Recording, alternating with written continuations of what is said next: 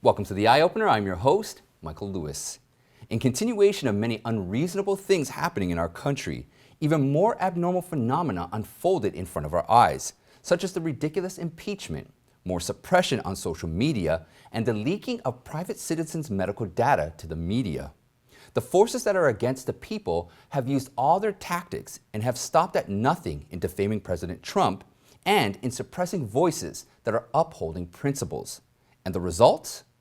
Contrary to their agenda, what they have been doing has only served to wake up more people to the truth, to take actions to spread the truth, protect their constitutional rights, and hold the offenders accountable.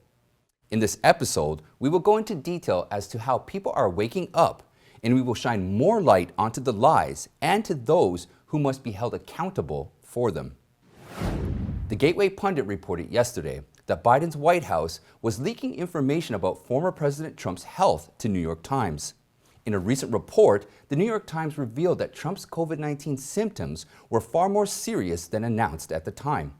However, we have all witnessed how quickly President Trump had recovered and how energetic he was after that. It only proved how strong and healthy Trump is. Even Biden's chief medical advisor, Dr. Anthony Fauci, admitted that Trump had recovered from COVID-19 rapidly without suffering any significant consequences. He said, "We're all glad that the President of the United States did not suffer any significant consequences of it." The Gateway Pundit article said that this is normal coming from the typical hate-filled media. As we all know, mainstream media's ratings have declined ever since Trump left the White House. Did mainstream media run out of things to report? Why is this a story now? MSM and the left have nothing interesting left to say now that Trump is gone. On the other hand, why is Biden leaking a story on the health of now a private citizen? Is he trying to use something to distract people from the poor job he's doing? The day after Biden was inaugurated as the 46th President of the United States, I'm sure you all remember the outrage in which thousands of National Guard soldiers stationed at the Capitol were whisked away to spend the night in a freezing cold garage. At that time, Senate Democratic Leader Chuck Schumer pledged that this will not happen again. However, the same thing had happened just this week. On the morning of the 9th, Republican U.S. Representative Lauren Boebert tweeted two photos showing some National Guard soldiers suspected of spending the night in a parking garage where most of the soldiers were sitting on the floor. Boebert also posted a question to House Speaker Nancy Pelosi. Why is it that nearly 3 weeks after the initial outrage, Nancy Pelosi is still having our National Guard troops take their breaks and sleeping in freezing cold garages? However, an even bigger question should be, why the National Guard unit are still in D.C. after the power has been peacefully transferred for 3 weeks now. Ted Lieu, the Democratic Party's impeachment manager, accidentally spilled the beans. The National Pulse reports yesterday when Lieu spoke on the Senate floor, he shockingly admitted Trump does not say that one sentence that matters. He does not say that one sentence that would stop future political violence. The election was not stolen. He has not said that sentence. That is why National Guard troops in full body armor still patrol outside.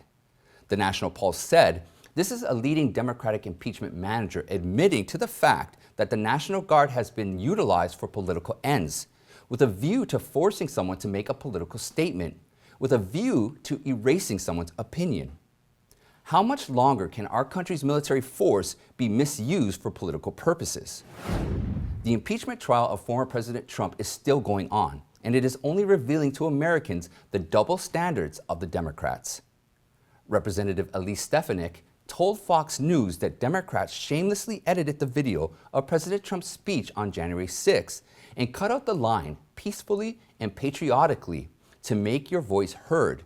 This fact immediately exposed the weakest part of their case. Stefanik said the American people should recall that this was not the first time that the Democratic impeachment team had been selective in editing evidence.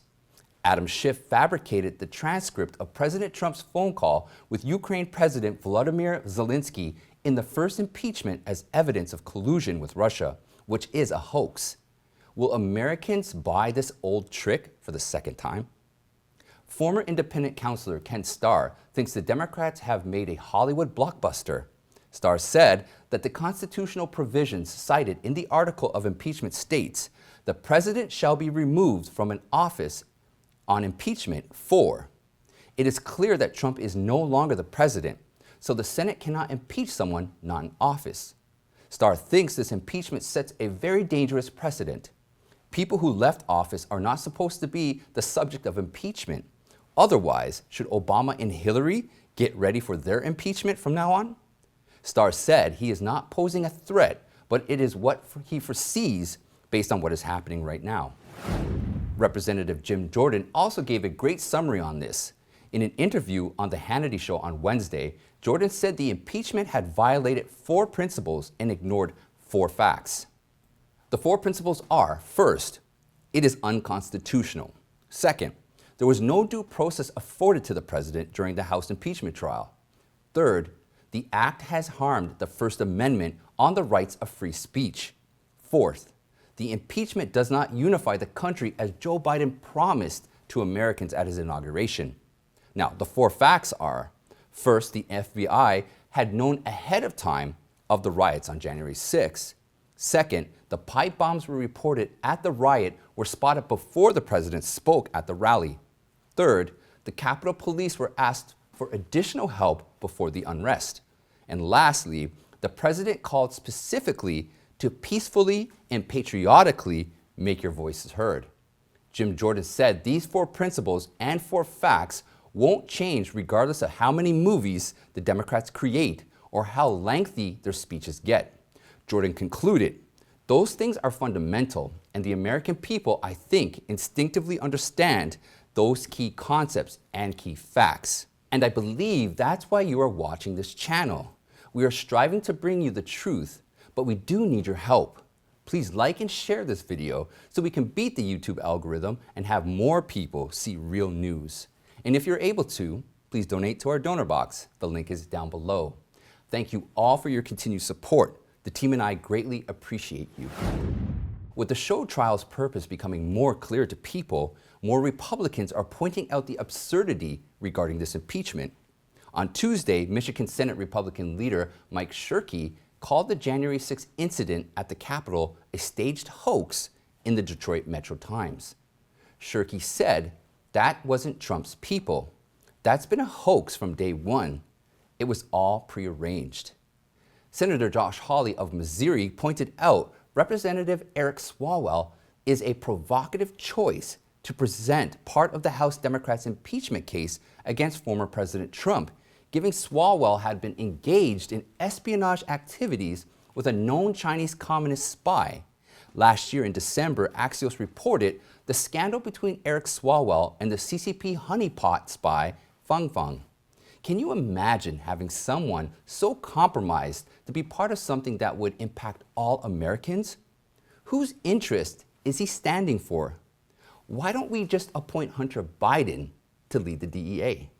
Additionally, have you ever seen a judicial proceeding where the judge is also a prosecutor, a juror, and a witness of the case? This is the role Senator Patrick Leahy plays for the second impeachment trial of the former President of the United States. Other countries are probably laughing at us now. All these unjust acts being committed are only awakening more people. Congressman Jim Jordan stated that Americans are tired of the left's double standard. He said last summer, Democrat members of the Congress said there needs to be more unrest in the streets, while there was unrest in the streets, and somehow that's not incitement. But when the president says, peacefully and patriotically make your voices heard, they're going to impeach him. This is what Americans so despise. There's a lot of things they hate about this town. They hate when we spend their money on crazy things, but what they mostly hate is the hypocrisy and the double standard that the elite in this town get to have. He also said, right now there's a wall around the Capitol to protect the politicians, but no, we can't secure the border to protect the country? That's what ticks Americans off more than anything else. And that's why they're so appreciative of President Trump, because he came here and did what he said and fought for the things American families care about. A recent CBS poll conducted by YouGov shows more than 2/3 of Republicans would join or consider joining a new political party if former President Trump were to start one. Even Political's reporter went on MSNBC on January 29th to admit that Trump has actually gained more popularity instead of losing political clout since leaving office. Even some Democrats are starting to support Trump and have left to join the Republican Party because they think the impeachment is hypocritical. Bryan Dean Wright, former CIA and Democrat, said in an interview with the Daily Caller, "For years, Democrats like me have watched with increasing alarm as our political leaders and activists use an endless stream of hateful, violent, and ultimately un-American rhetoric that has resulted in billions of dollars in economic damage and given birth to a violent national movement." Wright went on to say, "The systematic hatred that pulses through the modern left has inflamed profound political divisions and the predictable outcomes that come with them, most especially violence and destruction. The most egregious example came in the summer of 2020 with leftist race riots that cost upwards of $2 billion in damages." However, the Democratic leader responded not with condemnation, but not so subtle encouragement when property and lives were being destroyed. He thinks that accusing Trump of sedition and thus impeaching him is undeniably hypocritical. "For Democrats like me, we have no choice. We have to leave. But where do we go politically now that our party can no longer be salvaged? The answer is to be found in the exit data from the 2020 election. We're already leaving, it turns out, and joining the new populist Republican Party. It seems like more people are taking action and seeking justice, as we come to see in our next stories." As of February 10th, the Recall Gavin Newsom 2020 campaign to remove Newsom from office has collected 1.5 million signatures. Chairman Thomas Baccaro of the organizing group Rescue California PAC said that he hopes to get 1.9 million signatures by March 17th to ensure that there are enough valid signatures. As of Monday, nearly 10% of the petitions were filled by registered Democrats. Nearly 25% were signed by unaffiliated voters, and 66.5% were from Republicans. As momentum builds to remove Newsom from office in California, on Tuesday, February 9th, White House Press Secretary Jen Psaki issued a brief tweet stating that President Joe Biden supports Democratic Governor Newsom. Biden and Newsom have agreed on a number of issues, including climate change and the pandemic. However, that is not necessarily a positive thing for Newsom. Newsom is also embroiled in a series of fraud scandals related to the state's unemployment agency, which has further weakened his standing with voters. During a press conference on Thursday, Newsom was frequently interrupted by chants of "Outs Newsom" from the crowd. On Monday, February 8th, John Cox, a San Diego businessman who was endorsed by former President Trump, officially announced his second run for California governor. The voting process for the recall election is divided into two parts, the first step of which is that the voters must first choose whether to agree to recall Newsom. If a majority of the people vote in favor of recall, the second step is to elect a new governor on the ballot. Cox's announcement of his run at this time signals that he will also be one of the candidates for replacement governor once the special recall election is held as scheduled. Even if it doesn't go as expected, he will continue to challenge Newsom, who is seeking re-election for the California governor's seat in 2022. This week's attorneys general from 14 Republican states asked Joe Biden to reconsider his decision to cancel the Keystone XL pipeline, warning that the move will cause serious damage to the economy, and the states are currently reviewing legal options to protect their residents and sovereign interests. This request was initiated by Montana's Attorney General Austin Knudsen. In the letter to Biden, it states the chief legal officer of 14 states are alarmed by Biden's unilateral and rushed decision to revoke the 2019 presidential permit for the pipeline project. The real-world costs are devastating. Nationally, your decision will eliminate thousands of well-paying jobs, many of them union jobs. According to a 2014 State Department report, the Keystone XL will provide over 42,000 jobs in Montana, South Dakota, Nebraska, and Kansas. The letter described Biden's cancellation decision as an act of symbolism with no real benefit to a greener economy. It says, not only is the project using and making massive investments in green and renewable energy sources, It's on target to be carbon neutral by 2023. And importantly, the pipeline would increase American consumers' access to alternative low-cost energy sources.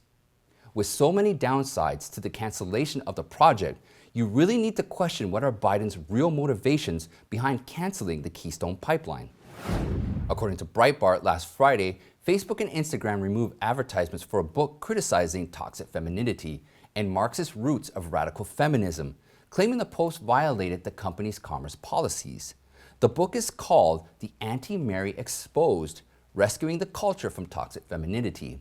It was written by Carrie Gress, a Catholic professor at the Pontifex University who is also a mother of 5. Facebook rejected the ads for the book and told the bookseller their post violated community policies because listing may not promote buying, selling, or the use of adult products. This sounds quite absurd because the book has nothing to do about that. Although the book is sold on Amazon, there seems to be an effort to suppress it there as well. The book has experienced repeated glitches on Amazon where buttons to purchase the book disappeared. Dr. Gress told Breitbart News Facebook eventually did get back to the book sellers and said there was a glitch in the algorithm. If it were an isolated case, I wouldn't give it a second thought.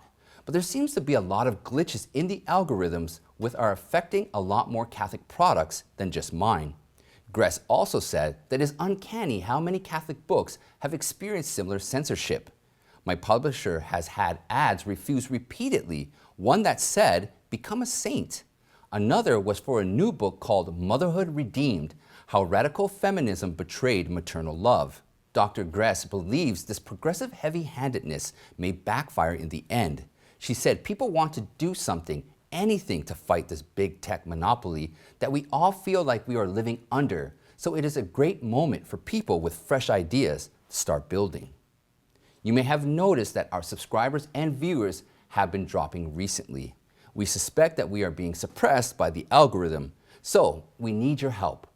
If you could please like and share, and if you haven't yet, please subscribe, and I'll see you next time.